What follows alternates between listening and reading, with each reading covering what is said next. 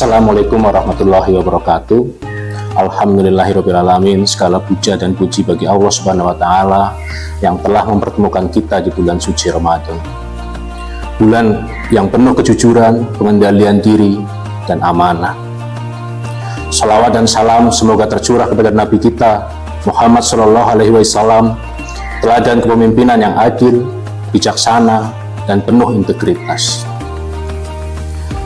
Sahabat Bawaslu yang dirahmati Allah, hari ini kita akan membahas strategi pengawasan sebagai bagian dari menjaga keberkahan demokrasi, khususnya di masa non-tahapan pemilu. Ramadan mengajarkan kita prinsip penting, kesadaran bahwa Allah selalu mengawasi setiap perbuatan kita. Meskipun tidak ada manusia yang melihat, prinsip ini menjadi dasar pengawasan yang berintegritas. Allah Subhanahu wa Ta'ala berfirman dalam Quran surat An-Nisa ayat 58 yang artinya, sesungguhnya Allah menyuruh kamu menyampaikan amanah kepada yang berhak menerimanya, dan apabila kamu menetapkan hukum di antara manusia, hendaklah kamu menetapkannya dengan adil. Ayat ini menegaskan bahwa amanah dan keadilan adalah fondasi kehidupan sosial, termasuk demokrasi dan pemilu. Sahabat Bawaslu yang dirahmati Allah, seringkali masa non-tahapan dianggap sepi, padahal disinilah fondasi pemilu dibangun. Dua agenda penting di masa ini adalah, yang pertama, pemutakhiran data pemilih berkelanjutan, kemudian yang kedua, pemutakhiran data partai politik berkelanjutan. Jika data ini tidak akurat, keadilan demokrasi akan terganggu sejak awal. Pengawasan partisipatif berarti masyarakat ikut menjaga amanah demokrasi. Bukan hanya tugas Bawaslu, tetapi tanggung jawab kita bersama.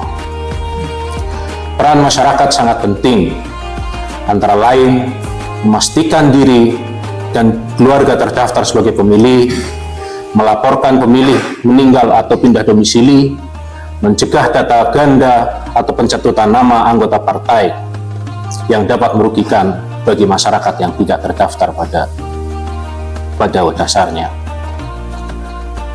Allah Subhanahu wa Ta'ala menegaskan dalam Quran surat An-Nisa ayat 135 yang artinya, wahai orang-orang yang beriman, jadilah kamu penegak keadilan, menjadi saksi karena Allah walaupun terhadap dirimu sendiri.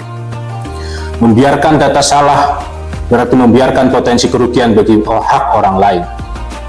Selain itu, data partai politik juga harus diawasi.